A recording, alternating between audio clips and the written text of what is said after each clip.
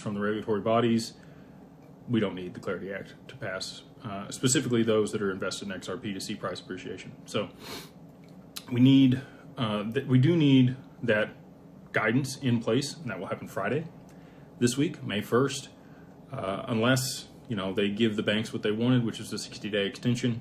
I have not seen anything about that out there. I haven't seen that they're giving in to that at all. So if that's the case, we do have that piece of legislation and guidance in place Friday this week. And at that point, they can go ahead and let this deal unwind, because the banks will be able to start issuing stable coins at scale. They will be able to soak up the treasuries as they fall into the market. That will stabilize the bond market, and we will be good to go. Markets won't, though. Markets are going to be looking rough. PACE Act is what this person said over here on TikTok. Haven't had a chance to dig into that yet. I know that it's very helpful for Ripple and what they are doing. So we'll see if that is the piece of legislation that we see first. With DeFi and this other stuff come to light and hopefully be used by the end of the year inside of financial infrastructure, we're going to need some regulation around that. And that would come from Clarity.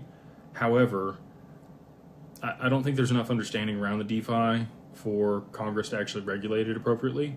And that may then again come from the CFTC or the SEC.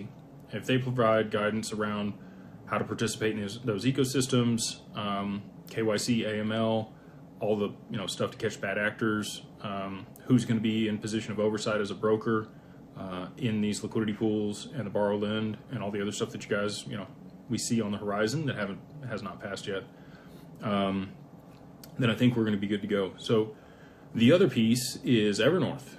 We are currently 1 day away from their 20-day period before the SEC.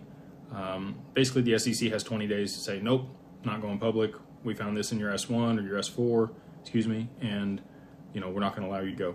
So we got 1 more day.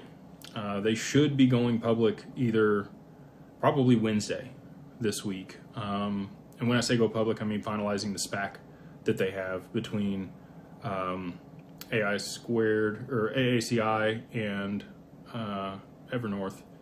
So the ticker for that is now XRPN. I don't know what that's trading at. I think it was like $10-12 somewhere in there. If we see some price appreciation for XRP, you should see a pretty substantial move in that treasury company. I'm not saying that's going to happen.